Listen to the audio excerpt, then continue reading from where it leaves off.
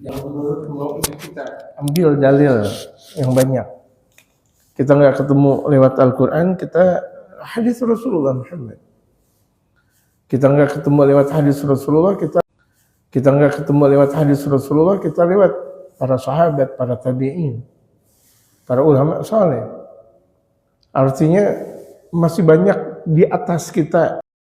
Kalau kita tidak mampu lewat hadis Rasulullah, itu banyak Rasulullah, tabi'in, para ulama saleh. Kalau kita lihat mereka para ulama saleh, ada di situ, ada Imam Malik, ya, Imam Abu Hanifah, Imam Malik, Imam Syafi'i, Imam Ahmad bin Hanbal. Apakah kita sejajar dengan mereka? Para imam madhab yang ada. Jadi ada silsilah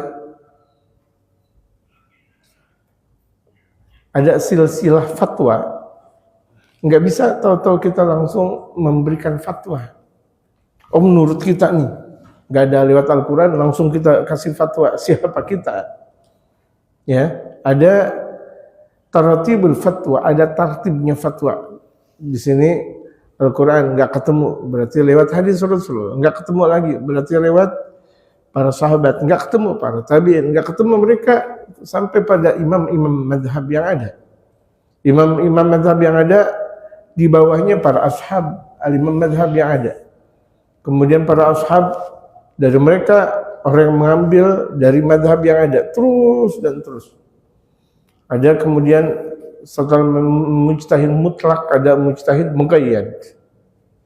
Di bawahnya lagi muhaqqiq, mudaqqiq dan sebagainya. Jadi enggak serta merta tuh kalau kita mau menentukan hukum menurut maunya kita. Ya, kita diajarkan oleh Sayyid Muhammad bin Ali bin Abbas al-Maliki menjadi orang cerdas. Enggak semena-mena kita mengatur hukum. Bisa paham enggak jamaah? Ya, bisa paham nggak jemaah? Jadi ketika kita mengatur hukum, siapa kita? Harus kita ambil dalil secara konkret dan secara jelas. Nggak ketemu lewat hadis, tadi saya katakan lewat ungkapan mereka para sahabat. Nggak ketemu dari ucapan para sahabat, ambil dari mereka para imam mazhab yang ada di antaranya. Nggak ketemu di antara imam mazhab yang ada, imam mujtahid misalnya, mujtahid mutlak, ada imam mujtahid tapi muqayyad namanya. Di bawahnya seperti al-Imam Abu Hamid Muhammad bin Ahmad al-Ghazali. Jadi apakah kita kemudian sederajat dengan Imam Ghazali? Tidak. Bagaimana kita sederajat? Pemahaman kita tentang syariatul Islam, kita bahkan dianggap orang awam. Ya, dianggap orang awam. Jadi enggak sebegitunya kita menentukan hukum jamaah sekalian. Enggak sebagaimana nih banyak orang udah langsung main takfiri aja, mengkafirkan. Ada orang tawasul kafir, ada orang tahlilan kafir. Dia enggak ngelihat dalilnya dengan banyaknya. Apakah mereka buta ya secara hukum? Apakah mereka buta hatinya? Allah a'lam. Sebegitu banyaknya dalil, kemudian mereka menyatakan bahwa tawasul mereka katakan haram. Maulid mereka katakan haram. Ziarah kubur kemudian mereka katakan haram. Ini namanya mengada-ngada. Dalilnya banyak, tapi mereka coba untuk nggak mengambil dalil. Mereka mengambil dari Al-Quran dan hadis. Padahal dalam hadis sudah berkebanyakan. Dalam hadis sudah dijawab, tapi tetap mereka seakan kalau kita berbicara tentang firman Allah, khatamallahu ala qulubihim wa ala sam'ihim wa ala absarihim ghisyawah. Gitu. Allah tutup hati mereka. Gitu. Ini kita ambil dalil, ini pembelajaran kita tentang tawasul sudah cukup banyak jamaah sekalian. Ja fi manaqib Fatimah binti Asad. Ini ada dalam sejarah Sayyidatuna binti Asad. Siapa Sayyidatuna Fatimah? Sayyidatuna Fatimah ibu dari Sayyidina Ali bin Abi Thalib, istri dari Sayyidina Abu Thalib. Ada bahkan orang tanpa mengenal adab menyatakan Abu Thalib kafir. Ini lihat. Dengan dalil innaka la tahdi man ahbabta walakinallahu yahdi man yasha. Padahal itu bukan untuk Sayyidina Ali bin Abi Thalib. Ya, banyak nih orang-orang yang setuju, mereka mengatakan Abu Thalib itu kafir, Abu Thalib kafir. Nah, kita belajar sejarah. Kalau Sayyidina Abu Thalib atau disebut Abu Thalib itu kafir, ini istrinya siapa? Fatimah binti Asad. Ini perempuan yang sangat-sangat solehah, yang ketika meninggal baginda Rasulullah sendiri langsung yang mengantar jenazah dan menaruh jenazahnya kemana? Ke liang lahat. Dan baginda Rasulullah Shallallahu Alaihi Wasallam itu diasuh oleh Sayyidina Abu Thalib dan Sayyidatuna Fatimah, istri dari Sayyidina Abu Thalib. Sayyidatuna Fatimah binti Asad muslimah dan suaminya Abu Thalib muslim. Keislaman Sayyidina Abu Thalib itu kenapa ditutup-tutupi? Karena untuk kemaslahatan dakwatul Rasul Muhammad. Untuk kemaslahatan dakwatul Rasul Muhammad. Kenapa dahulu banyak kalangan-kalangan habaib tidak menamakan dirinya habaib? Dulu. Karena banyak digempur oleh Belanda. Kalau dengar habaib itu Belanda nggak suka. Akhirnya udah nggak kata-kata habib gitu. Banyak ya, untuk kemaslahatan. Untuk kemaslahatan anak-anak dari mereka para wali songo itu kan, mereka zaman akhir wali songo baru kedatangan Belanda. Jadi di akhir-akhir zaman wali songo baru datang Belanda. Nah, anak-anaknya wali songo itu nggak menyatakan bahwa diri mereka habaib dan sebagainya, biasa saja. Kenapa? Untuk kemaslahatan. Gitu. Kalau pada ngaku atau mereka menyatakan saya adalah syarif atau saya adalah sayyid, digorok mereka oleh Belanda. Ini namanya untuk taktik jamaah sekalian. Ya, untuk taktik, untuk kemaslahatan keberlangsungan dakwatul Rasul Muhammad. Kalau kemudian mereka menyatakan dengan jujurnya, dipenggal, mana dai setelah itu? Mana ulama? Habis kalau begitu jadinya. Sementara ulama sedikit, orang masyarakat banyak. Kalau ulama yang sudah meninggal dunia, apakah masyarakat bisa menggantikan ulama? Kan tidak. Gitu. Nah, ini juga Sayyidina Abu Thalib itu beliau muslim, tapi menutup-nutupi dirinya. Sudah menyatakan kafir. Waduh. Dari zaman dahulu, apalagi ketika dakwahnya itu Rasul, dakwahnya Rasulullah sembunyi-sembunyi.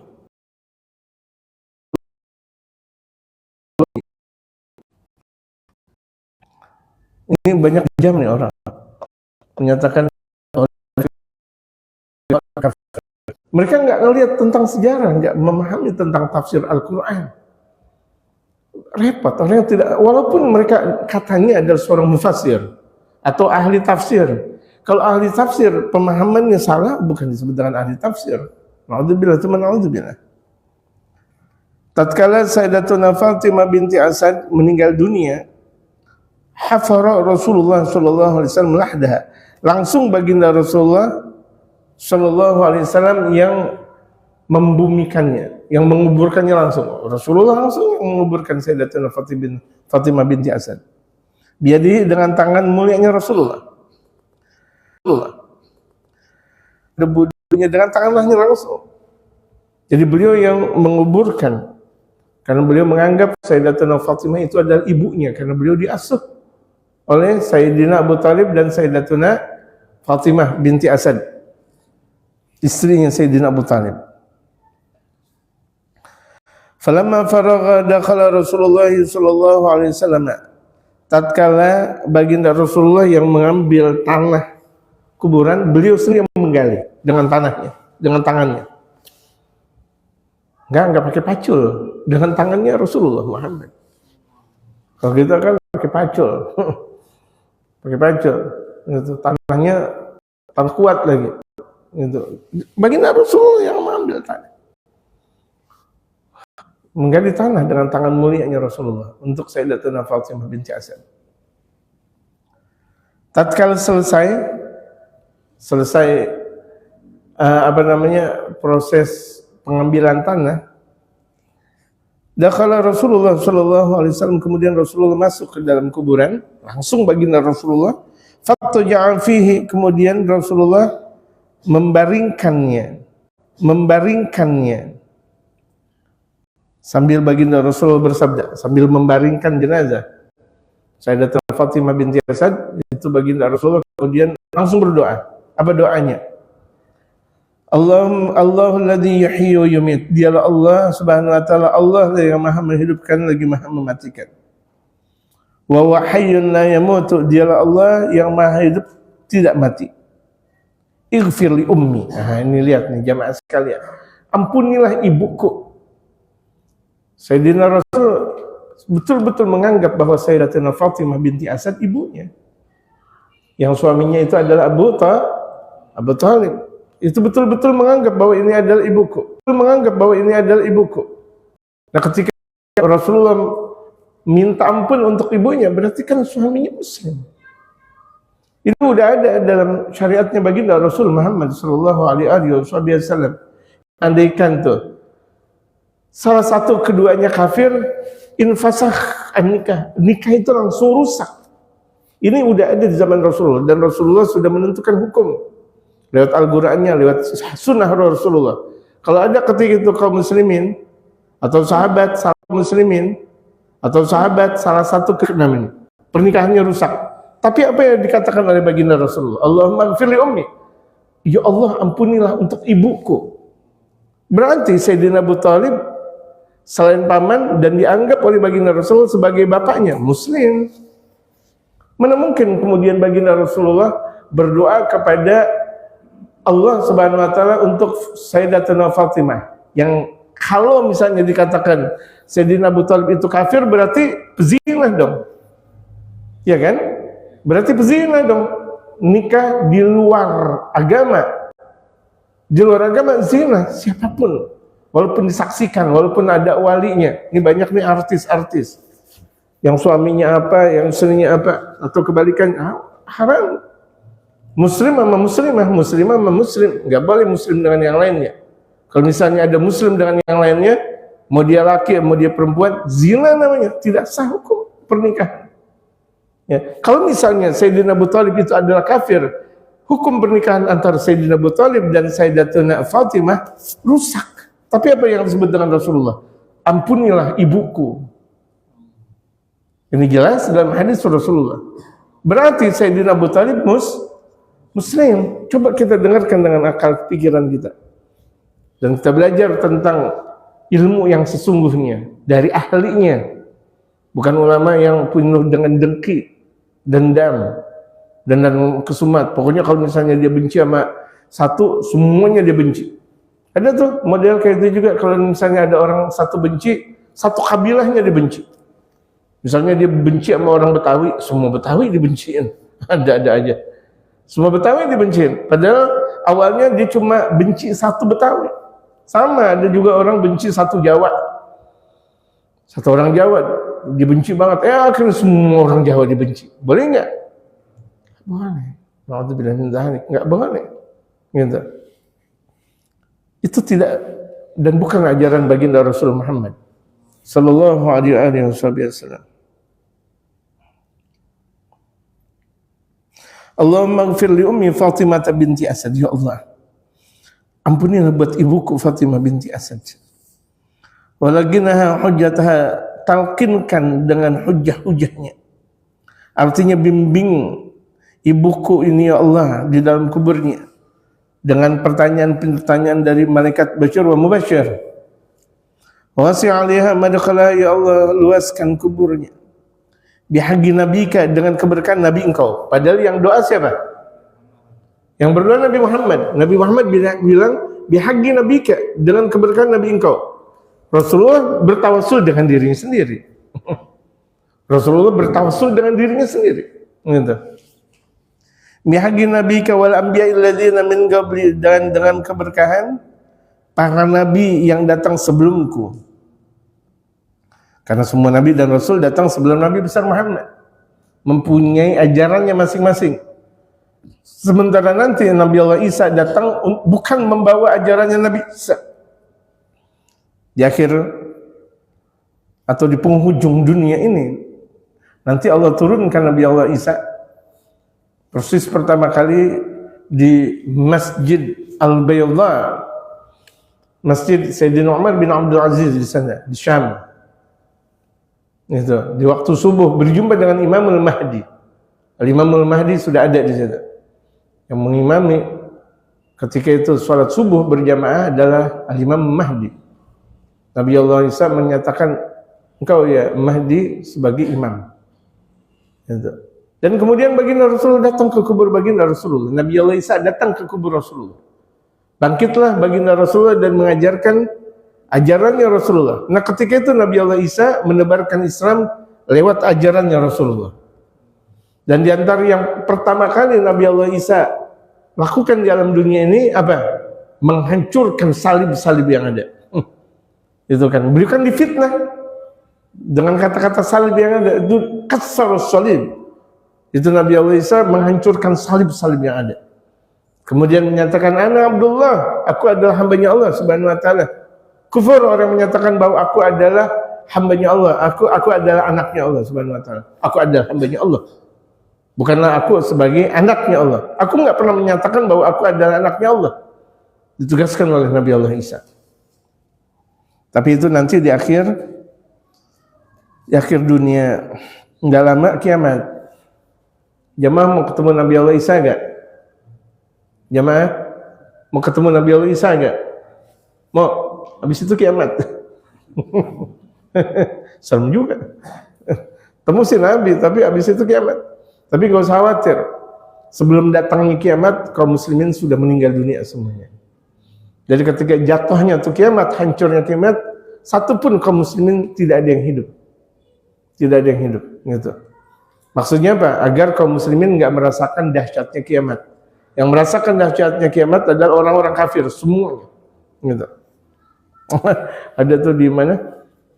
Di tetangga ya, di Amerika bilang tahun 2020 kiamat. Masya Allah, lucu banget. Tetangganya di Amerika. Tahun 2020 kiamat, akhirnya dia malu. Akhirnya kemana itu? Lari kemana? Ini orang Malaysia. Itu orang lari kemana? India atau kemana itu dia lari? Saking malunya. Itu ada-adanya.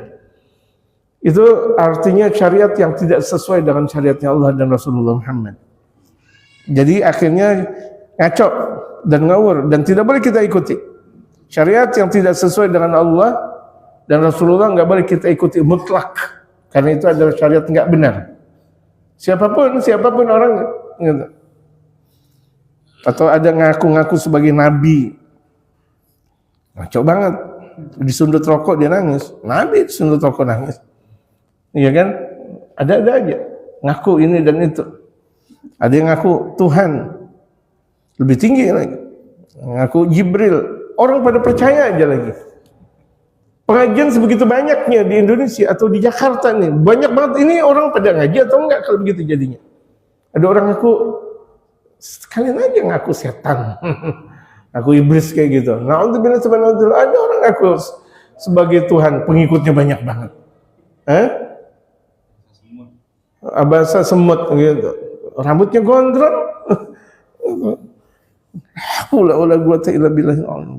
Ngeliatnya aja udah nggak enak-enaknya kita. Namanya ulama tuh ketika dilihat enak, lembut, adem. Itu diantara ciri ulama-ulama saleh. Gitu. Berarti saking rawannya dakwah umat Islam di Indonesia. Siapapun yang menyatakan ini dan itu ada tisu gak? Saya kalau kacamata nanti mata saya lagi sakit soalnya. Ya.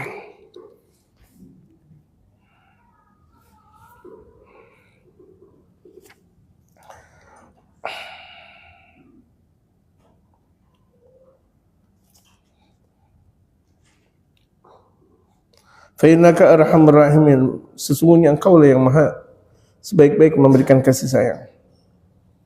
Wa kabbaru 'alaiha arba'an wa adkhaluha lahad. Kemudian baginda Rasul takbir 4 kali.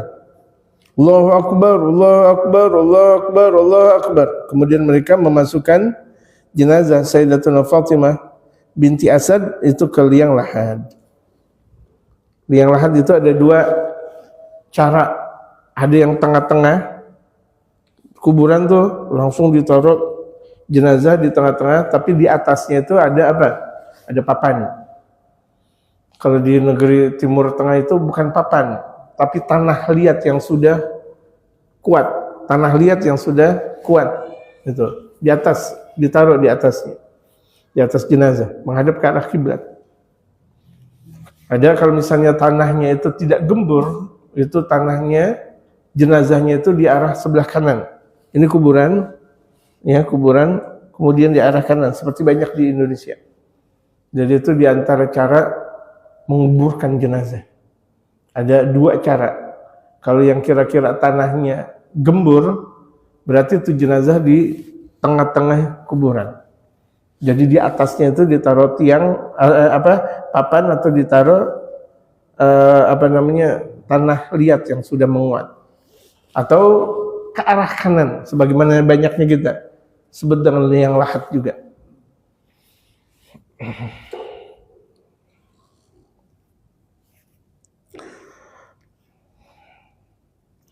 Kemudian memasukkan jenazahnya itu adalah beliau baginda Rasulullah. Wal Abbas, Sayyidina Abbas. Wa Abu Bakrin As-Siddiq radhiyallahu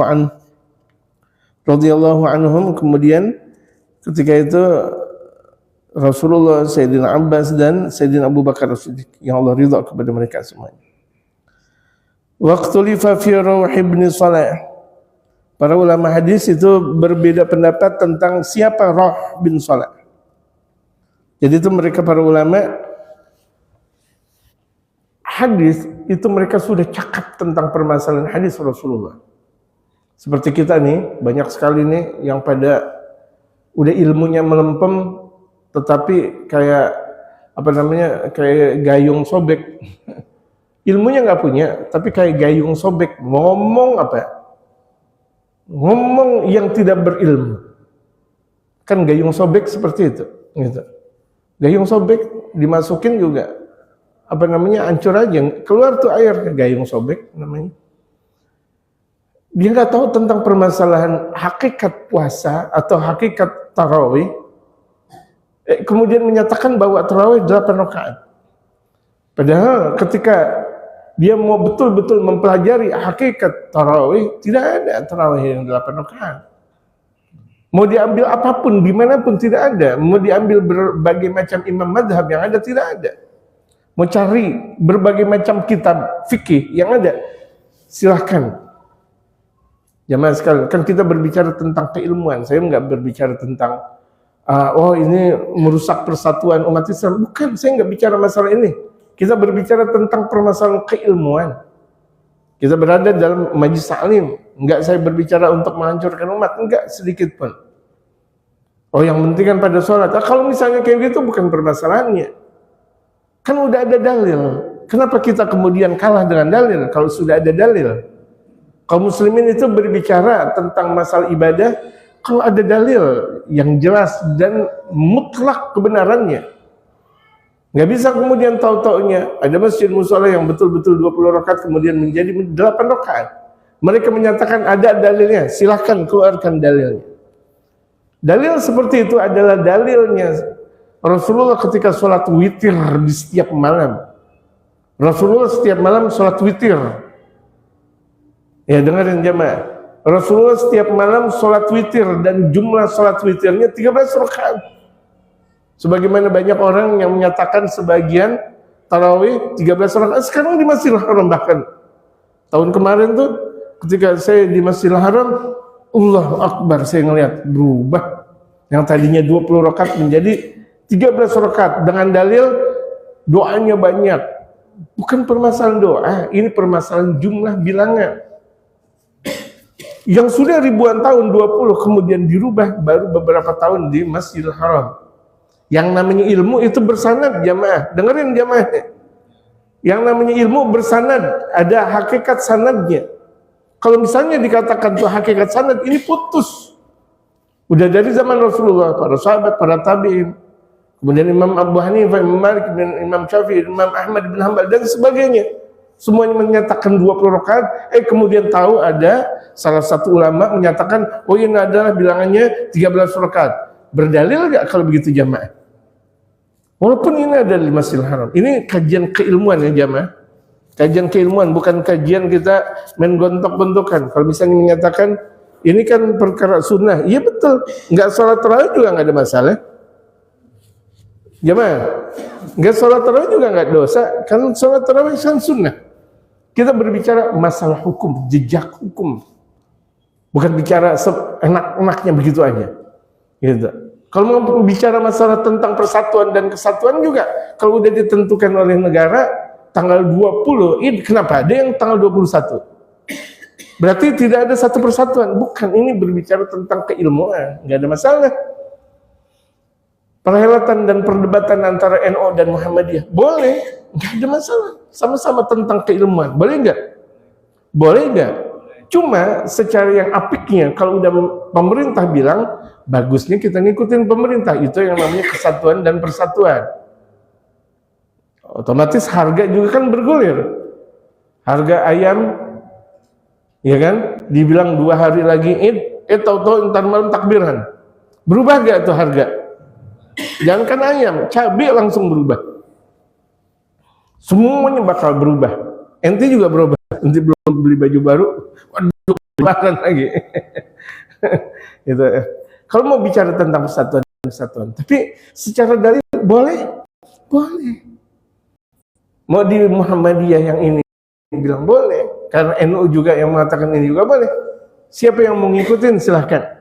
Nah ini kalau berbicara tentang permasalahan persatuan dan kesatuan, tapi kita berbicara tentang permasalahan ilmu. Karena banyak nih di kalangan Indonesia yang nggak punya ilmu, tahu-tahu berbicara hukum. Dia kuliahnya nggak di hukum Islam maksudnya. Dia kuliahnya di pabrik baja atau kuliah pabrik itu insinyur. Kemudian bicara masalah hukum. Tahu dulu. Berarti nanti bukan ahli hukum. Nggak setiap orang berbicara masalah hukum diperbolehkan. Ahlinya masing-masing. Ente habis dari Malaysia, kemudian ente belajar tentang ilmu suntikan, dokter misalnya. Tahu-tahu ada orang mau langsung nyuntik Pak Jufri. Pak Jufri sakit, ada orang langsung mau suntik. Marah gak ente? Marah gak? Mati nanti Pak Jufri. Disuntik bukan ahlinya. Mati gak? Mati, udah bilang mati.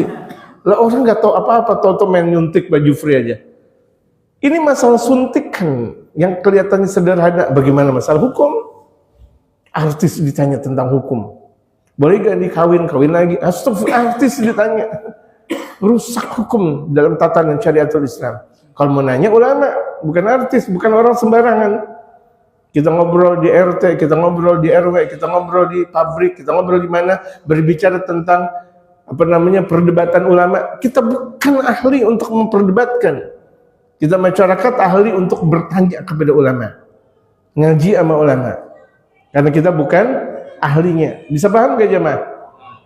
Saya aja kalau misalnya ada orang bangun masjid, ikuti aturan yang ada. Saya nggak bisa. Untuk nyemen aja saya nggak ngerti. Jangan saya komentar kepada tukang semen, karena saya bukan tukang semen. Ketika saya mengatakan kepada tukang semen, tukang semen, ini semennya ini salah saya, karena saya bukan ahli semen. Paham nggak jemaah? Itulah keilmuan itu ada ahlinya. Di mana Islam itu ada ulamanya. Hargai mereka para ulama saleh. Umat Islam ini ada ulamanya. Hargai mereka para ulama. Ente kalau bukan ulama, belajar sama ulama. Kalau bukan ulama, belajar sama ulama. Ingat, bukan untuk mendebat ulama. Ulama belajarnya aja puluhan tahun, jemaah sekalian. Ente belajar di perguruan tinggi 4 tahun udah ngaku dirinya ulama. Ada aja. Iya, S1 4 tahun, S2 berapa tahun? Ente udah bilang 3 tahun. Kebanyakan dikit. S3 berapa tahun? Ya udah 3 tahun juga. Udah 433. Berapa? 433, 10 tahun. Itu baru semua sekedar kuliahnya. Gak cukup. Mereka para ulama itu ngaji puluhan tahun. Melebihi dari yang cuma sekedar 10 tahun S1, S2 dan S3. Jadi itu mereka kaum doktoral juga tahu diri kepada mereka para ulama, walaupun tuh ulama nggak pernah kuliah. Misal, kan lebih banyak mereka para ulama yang kalau misalnya ngaji di pesantren puluhan tahun, lebih pintar. Cuma nggak punya titel aja. Apakah ilmu dengan titel? Enggak. Gitu. Jadi harus tahu diri. Harus tahu diri. Paham jemaah ya? Jadi jangan bicara kita ketika kita bukan ahlinya. Gitu. Saya pun ketika ada orang berbicara tentang nasi uduk, saya diam. Biarkan ini ahlinya. Ente. Pakai kacamata hitam. Ente ahlinya nasi uduk. Ente tahu empingnya bagaimana. Saya nggak boleh komentar. Karena saya bukan uduk. Ya kan? Ada orang kemudian berbicara masalah cincin. Ente ahlinya cincin. Iya kan? Saya nggak boleh ingkar kepada ahli cincin. Iya kan? Saya nggak boleh ingkar kepada ahli cincin. Iya kan? Inilah ilmu namanya. Dengan banyaknya ilmu, semuanya berseni. Dan kita ikutin seni yang ada. Gitu. Jangan dipaksa. Gitu. Jangan dipaksa. Jadi biarkan ilmu ini ada ahlinya. Islam yang memahami tentang keislaman namanya ulama. Ikutin ulama. Selamat. Gitu. Tapi ulama yang benar. Dikatakan oleh Imam Al-Ghazali, ilmu al-alim aliman. Ulama ada dua. Ulama dunia, ada ulama akhirat. Jamaah pikir aja udah. Mana yang ulama dunia, mana ulama akhirat. Udah bisa ketahuan gitu. Bisa ketahuan, gampang. Enggak usah pakai bingung-bingung, gampang. Lihat mukanya aja udah. Ngelihat dari ucapan-ucapannya, dari akhlaknya dan sebagainya. Karena ulama-ulama akhirat nggak pernah ngaku-ngaku. Jadi perbedaan pendapat di Rawh bin Salah, ahadu ruwati, salah satu periwayat hadis. Ulama hadis paham betul tentang periwayat. Siapa yang meriwayatkan hadis ini? Siapa yang meriwayatkan hadis ini? Periwayat hadis tahu nih, generasi pertama, 2, 3, 4. Ini kalau misalnya periwayat pertama punya anaknya tahu sampai sebegitu tuh. Tahu sampai sebegitu tuh. Para ulama. Generasi kedua siapa? Rumahnya siapa? Belajarnya sama siapa? Kemudian siapa? Anak istrinya siapa? Tinggal di mana? Kemudian akhirnya bagaimana? Tiga dan keempat. Kan kita nggak belajar seperti itu jamaah. Kita belajar tahu-tahu hadis Rasulullah bersabda, diriwayatkan oleh Imam Tirmidzi atau diriwayatkan Imam Hakim. Oh, dhaif enting nggak belajar ilmu hadis, main dhaif aja. Belajar ke ilmu hadis? Nggak belajar, mel dhaif. Pokoknya dalil nisfu Sya'ban itu dhaif. Inti ngaji lewat Google langsung bilang dhaif. Disebut dhaif juga dia nggak tahu. Mau dhaif? Apa artinya dhaif? Dhaif ya dhaif. Astagfirullah, dhaif ya dhaif. Hah? Ya lemah dalam bidang apa? Lemah dalam bidang minum atau makan? Dia nggak tahu artinya dhaif, lemah apa maksudnya. Ya, hadisnya lemah, betul hadisnya lemah apa maksudnya. Dia nggak tahu yang disebut dengan lemah itu adalah lemah dari periwayatnya. Dan periwayatnya lemah itu bukan sebagaimana periwayatnya kita. Periwayat hadis ini jamaah disebut dengan lemah kalau misalnya beliau hafal, misal periwayat hadis hafal 100.000 hadis. Dengerin dulu. 100.000 hadis. Ada di antara kita yang hafal 100.000 hadis? Gak usah komentar kalau udah begitu jadinya. 100.000 hadis nggak pernah tahu. Jangankan 100.000 hadis. Ayo 100 hadis saja deh. Ada yang hafal 100 hadis dengan sanad-sanadnya yang dia dapetin. Misalnya diriwayatkan dari Imam Bukhari Muslim. Atasannya Imam Bukhari Muslim siapa? Atasannya lagi siapa? Sampai kepada baginda Rasulullah. Jangankan 100 hadis, satu aja. Innamal a'malu binniyat. Ayo silakan jemaah. Innamal a'malu binniyat wa innamal likulli imrin ma nawa. Hadis diriwayatkan oleh Imam Muslim. Ada di situ hadis diriwayatkan Imam Bukhari Muslim. Naam, ya betul, cakap. Imam Bukhari Muslim dari siapa? Ini kan Bukhari Muslim. Iya tahu Imam Bukhari Muslim dari siapa? Enggak, ini enggak punya ilmu kalau gitu. Enggak punya ilmu kok ngoceh. Itu satu hadis aja dia nggak tahu tentang periwayatnya. Ditanya Imam Bukhari siapa? Pokoknya Imam Bukhari. La haula wala quwwata illa billah. Imam Muslim siapa? Pokoknya Imam Muslim enggak bisa. Apakah ini namanya ilmu jamaah? Nih, ini udah 100.000 hadis dengan sanadnya dihafal. Kemudian dalam satu hadis itu ketika beliau menyatakan bahwa Imam Bukhari, dia bilang Imam Bukhari belajar sama siapa ya? Cuma begitu doang, itu namanya dhaif tuh, lihat jemaah sekalian. Padahal beliau udah hafal 100.000 hadis dengan sanadnya. Ketika ditanya Imam Bukhari belajar sama siapa? Sama siapa ya? Udah, dhaif namanya. Sama gak yang disebut dengan dhaif menurut kita? Beda. Makanya beradablah dengan mereka para ulama hadis. Ini banyak nih orang sekarang yang belajar di kuliah, mau S1, mau S2, mau S3 tentang riwayat hadis dengan teganya menyatakan bahwa mereka para ulama dhaif. Dhaif ente nggak hafal hadis. Ente yang adhafu dhafa. Yang paling lemah ente. Kok komentar anak SD kepada profesornya? Boleh nggak seorang murid komentar kepada gurunya atau maha gurunya? Sementara dia belum mencapai keklimakan tentang sebuah keilmuan yang ada. Bisakah? Nggak bisa. Paham nggak jamaah? Ini saya agak sedikit, karena kebanyakan orang seperti itu di zaman sekarang. Nggak tahu tentang konteks ilmu, berbicara tentang ilmu. Ditanya tentang ayat, silahkan nanti sudah berapa banyak membaca kitab. Yang saya pelajari sih bahasa Indonesia. La haula wala quwwata illa billah. Ente bicara hadis bahasa Indonesia. Udah gitu bahasa Indonesia terjemah. Apakah ada seorang layak, seorang ustaz kemudian membaca terjemah hadis? Haula wala quwwata illa billah. Katanya ulama, ahli hadis, terjemah yang dibaca. Gak sah. Gak sah. Bisa dipahami jamaah? Di kuliah-kuliahan kita semuanya pakai terjemah. Andaikan mereka pintar pakai bahasa Inggris. Sementara hadis bahasa apa? Al-Quran bahasa apa?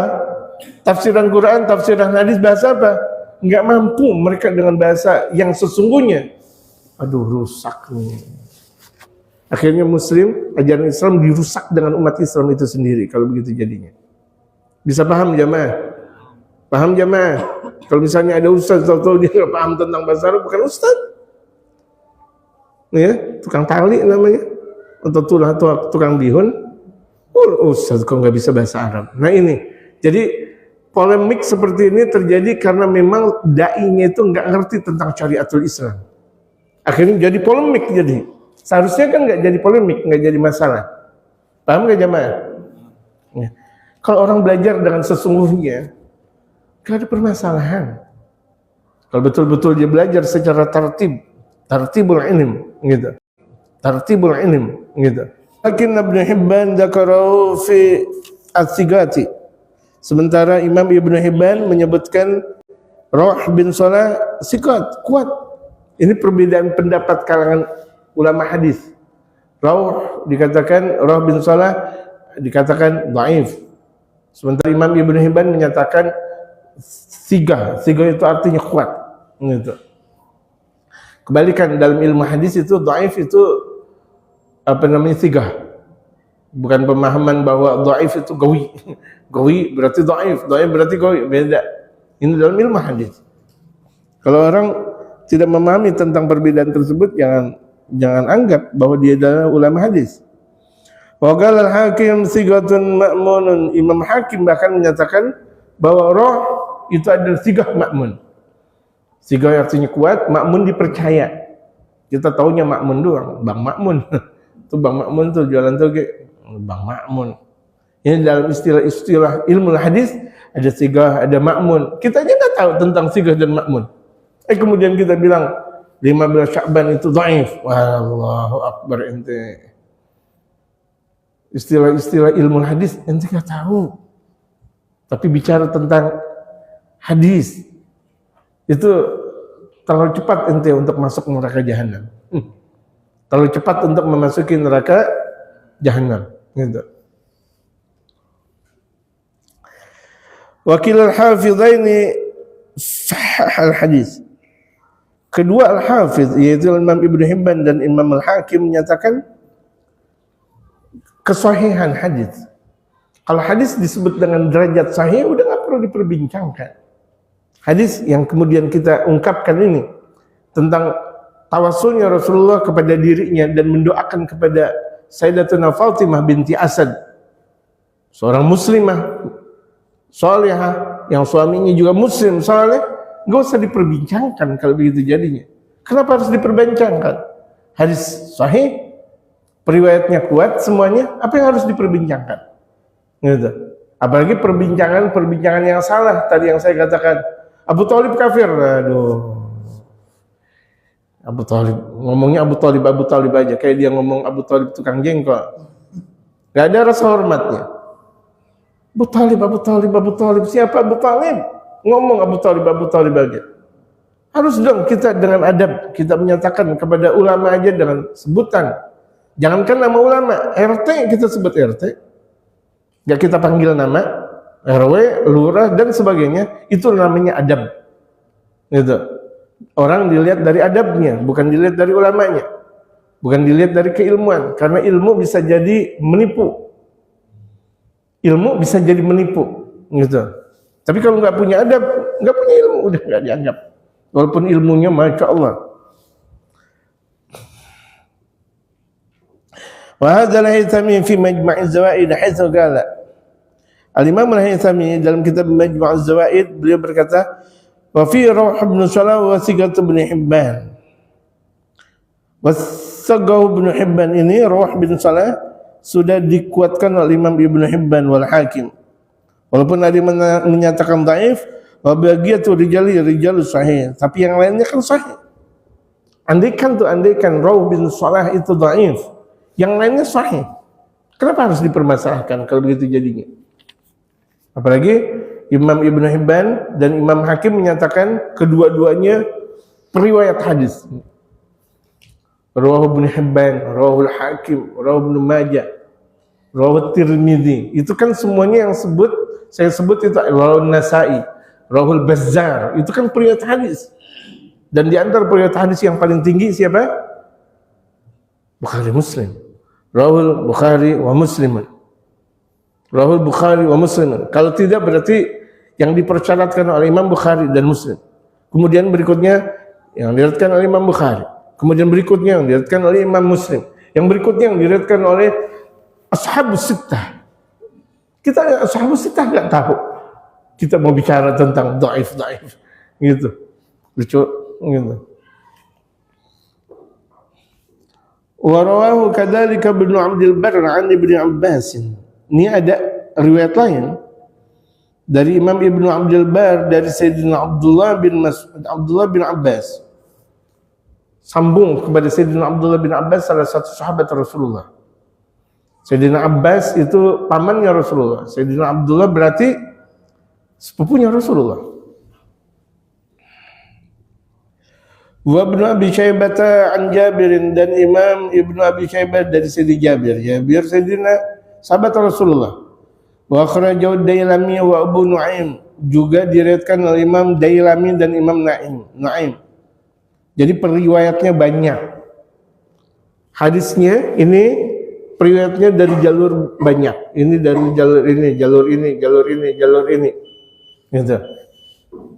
Jadi ada dalam satu hadis periwayatnya banyak. Ini satu hadis. Periwayatnya dari sini banyak, dari sini banyak, dari sini banyak, dari sini. Terkadang kita hanya memahami dari satu periwayat ini. Karena kita nggak belajar tentang hadis. Padahal periwayatnya banyak.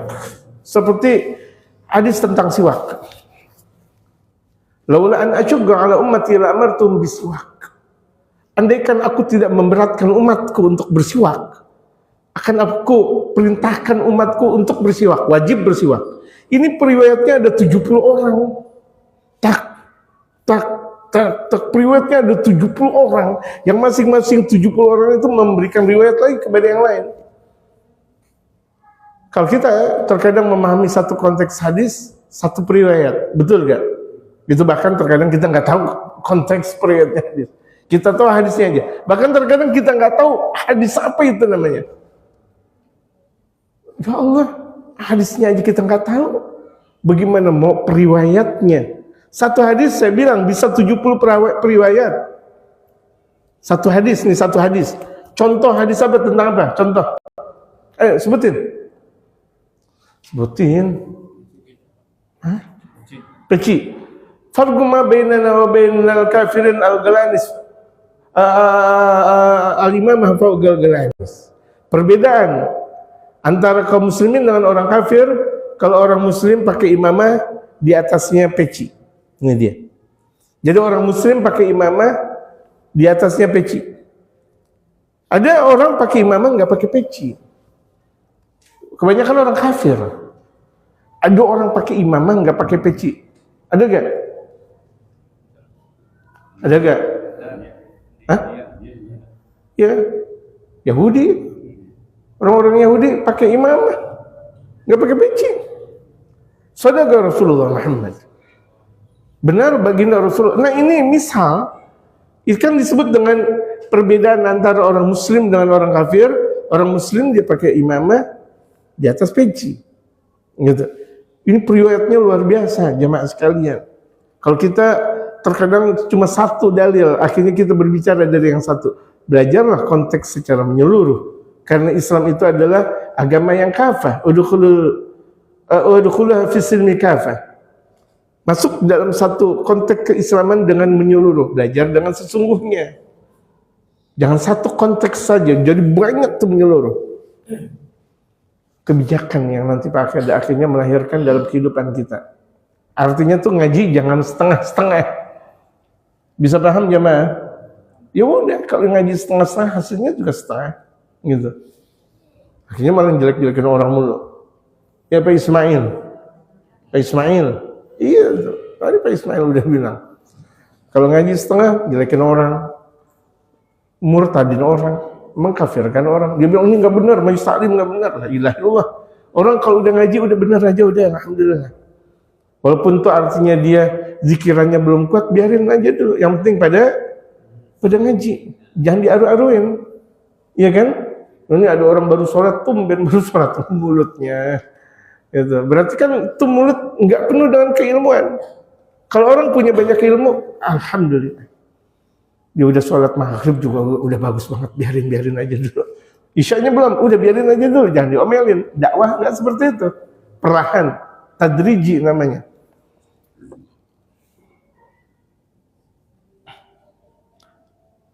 Faturugu yashuddu ba'duha ba'dan. Nah, jalan periwayat hadis yang masing-masing itu satu sama lain saling memperkuat. Itu tadi yang saya katakan. Jadi belajarlah ilmu hadis secara menyeluruh.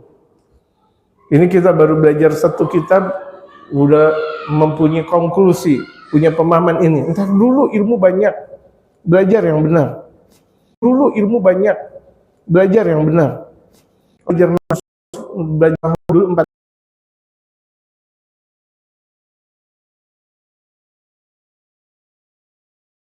tahun.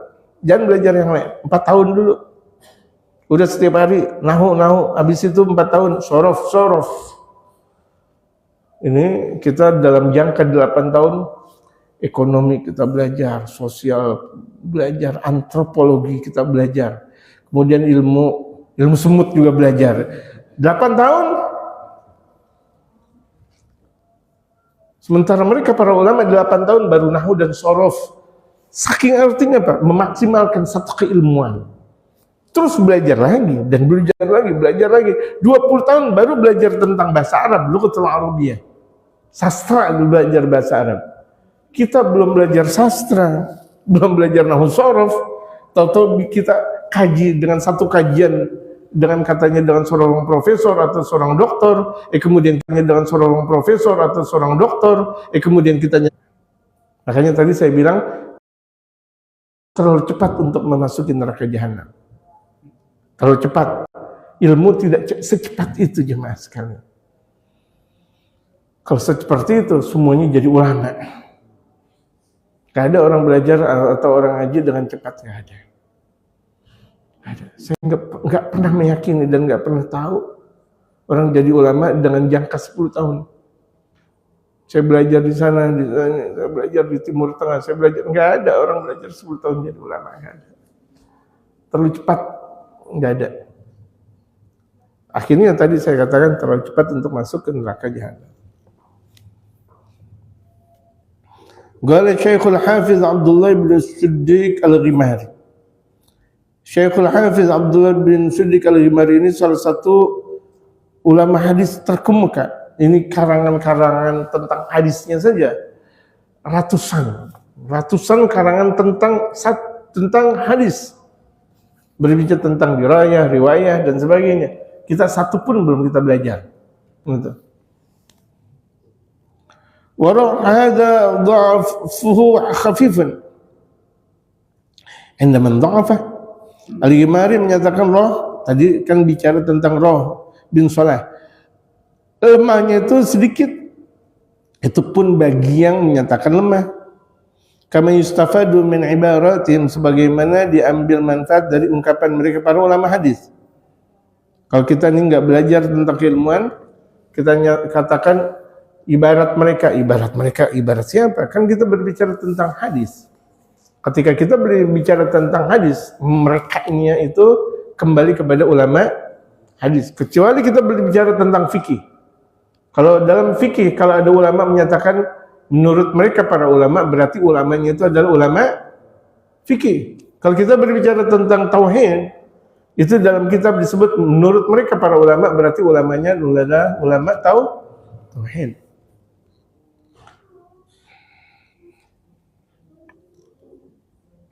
Walidha 'abbara al-Hafidh al-Haythami bima yufidu khiffat ad-dha'f. Imam al-Hafidh al-Imam al-Haythami memberikan kesimpulan khiffat ad-dha'f, lemahnya sedikit sekali. Kalau lemahnya sedikit sekali tidak dijadikan permasalahan. Kama la yakhfa ala man marasa kutub al-fan. Sebagaimana bisa jadi orang yang ahli dalam bidang ilmu ada satu saja yang lemah. Ulama-ulama kita sehebat-hebatnya ada sesuatu yang lemah, misal. Ini satu ilmu hebat, satu ilmu tahu-tahu rohnya nggak berfungsi. Allahu Akbar, wah lemah jadi. Yang benar Allahu Akbar, Allahu Akbar, Allahu Akbar, Allahu Akbar, nggak boleh jadi khatib. Kalau ada ulama yang pelok, walaupun alim besar luar biasa, tapi pelok, Allahu Akbar, Allah apalagi makin nggak boleh jadi khatib. Jadi imam nggak boleh. Yang pelok nggak boleh jadi imam, nggak boleh jadi khatib. Ingat itu. Walaupun dia adalah gurunya para guru, iya. Tapi kan makharijul hurufnya tuh dia nggak bisa ra. Ada satu kelemahan. Jadi tuh ulama-ulama walaupun tuh di satu sisi hebat, terkadang di sisi lainnya itu lemah, kecuali baginda Rasulullah Muhammad. Makanya Rasulullah disebut dengan al-insanul kamil. Mau satu keilmuan ini zahir batin bentuk semuanya sempurna baginda Rasul, tidak ada yang celak. Kalau mau cari yang sempurna ya Rasulullah. Ulama ada juga yang lemah. Iya betul nggak? Ulama ada juga yang lemah. Ada satu ulama ketika jalan di tempat gelap, totonya jeblos, ya lemah. Baginda Rasulullah SAW ketika ada di satu jalan dijagain oleh malaikat Jibril alaihissalatu wassalam, la ya Rasulullah, jangan lanjutkan ya Rasulullah, karena beliau sempurna. Itu dalam satu contoh saja, di mana ulama bisa jadi ada satu kelemahan. Mungkin nggak? Mungkin nggak? Tempatnya mungkin, memang mungkin. Hanya baginda Rasulullah yang tidak pernah lemah. Sempurna baginda Rasulullah. Kalau kita mencari ulama sempurna, enggak ada. Tadi kan saya udah bilang, walaupun tuh hebat, ceramahnya, ilmunya semuanya giliran roh nggak bisa. Alhamdulillah, alhamdulillahi wabbil alamin. Aturan Allah ya Allah alhamdulillah alamin. Ada salah satu ulama zaman dulu pelok, tapi setiap ceramahnya itu beliau menghindari kata-kata ro. Alhamdulillah, alhamdulillahi ilahil alamin. Oh, yang tadinya rabbil alamin, ro-nya diganti ilahil alamin. Hebat dia. Tapi suratul Fatihah, ro boleh diganti gak? Jamaah, orang giliran disuruh sholat, suruh jadi imam dia bingung. Aduh ini ngerubah ro ya. Enggak sah salatnya, ketahuan nanti. Alhamdulillahi rabbil alamin, kan nggak boleh diganti alhamdulillahi ilahil alamin, batal salatnya karena tidak sesuai. Akhirnya iya saya pelok. Tapi saya nggak pernah mendengarkan bahwa engkau pelok. Saking hebatnya nih orang, ya saking hebatnya nih orang, setiap ngomong menghindar dari kata-kata ro. Tapi giliran salat beliau tahu diri. Jangan. Kenapa engkau imam besar? Jangan. Kenapa sih emang saya nggak bisa ngomong ro? Saya pelok. Wah, Allah Akbar. Gitu. Ada di antara kita kalau misalnya pelok ngomong menghindari ro, bisa gak? Hebat sekali nih orang, luar biasa. Gitu. Tapi tetap aja untuk jadi imam nggak boleh, karena dalam suratul Fatihah ada ro gak? Ada ro gak? Gitu. Jangankan di ayat kedua, ayat pertama Bismillahirrahmanirrahim udah ada ro. Gitu. Dalam madzhab Imam Syafi'i, Bismillah dalam konteks suratul Fatihah. Fal haditsu la yaqil an rutbatil hasan. Hadis Rasulullah itu banyak sekali, artinya la yaqil, banyak sekali derajat hasan. Bal huwa ala syarat Ibnu Hibban sahih. Menurut syarat Imam Ibnu Hibban, hadis yang hasan dipergunakan. Nah, ini dia. Ini kita bilang sahih. Ini seorang ahli besar, ahli hadis besar, Imam Ibnu Hibban, bahkan menyatakan bahwa hadis sahih dijadikan sumber hukum. Ini kira-kira masyarakat mau ambil pendapat kita atau pendapat Imam Ibnu Hibban? Jamaah, mau ngambil pendapat kita atau pendapat Imam Ibnu Hibban?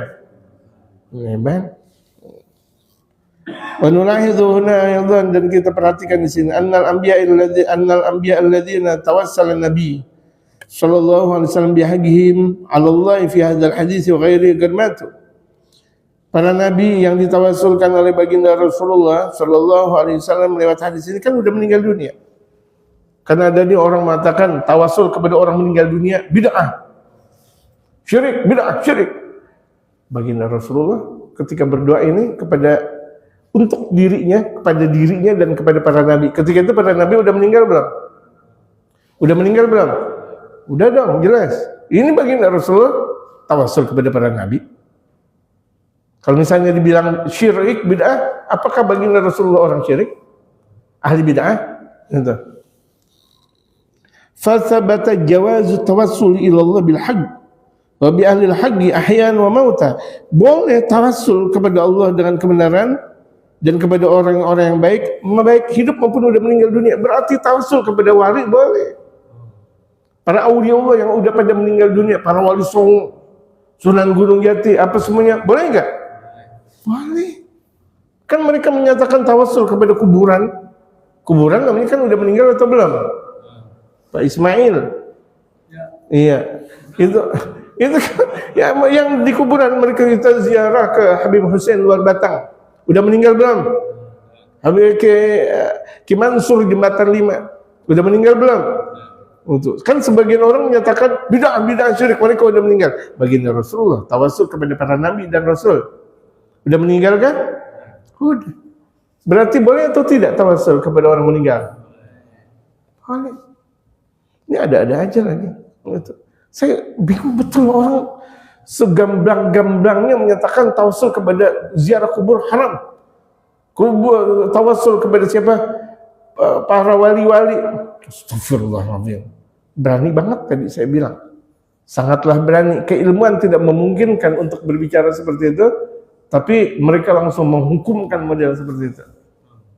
Naudzubillah, cuma naudzubillah. Nah ini makanya kitab ini disebut mafahim yajib an tusahhah. Banyak pemahaman yang wajib untuk diperbaiki. Ini oleh saya punya guru Said Muhammad bin Ali bin Abbas Al-Maliki. Ini beliau, saya punya guru Said Muhammad bin Ali bin Abbas Al-Maliki di Makkah, alim besar. Bahkan para ulama-ulama dunia belajar kepada beliau. Saya punya guru Al-Habib Umar pun dapat ijazah dari beliau. Dan Said Muhammad Maliki juga dapat ijazah dari Syekh Yasin bin Isa Al-Fadani. Seorang alim besar kita, orang Padang, asli, ulama besar. Ya, ketika berbicara tentang hadis, kita nih, kalau kita nggak kenal Syekh Yasin, berarti lucu. Lucu, gitu. Seperti orang berbicara tentang filsafat, tapi dia nggak tahu filsafat Imam Ghazali. Aduh, filsafat siapa yang dia pahami? Filsafat Pinocchio. Belajar filsafat tapi dia nggak tahu siapa Imam Ghazali. Dia nggak tahu Socrates. Aneh. Ada zaman sekarang berbicara tentang apa namanya banyak atau tentang kenegaraan, contoh berbicara tentang Indonesia panjang lebar, tapi ditanya Soekarno-Hatta siapa?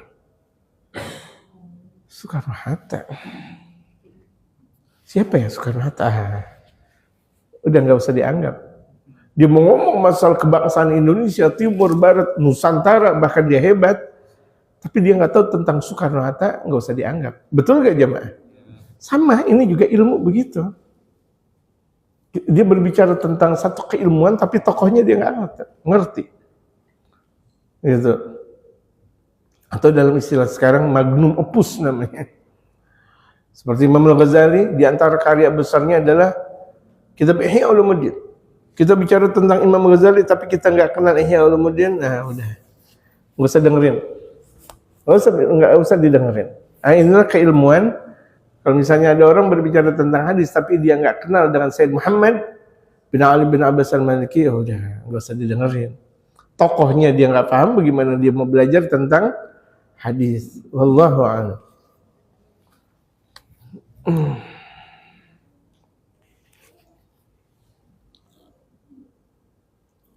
Bismillah.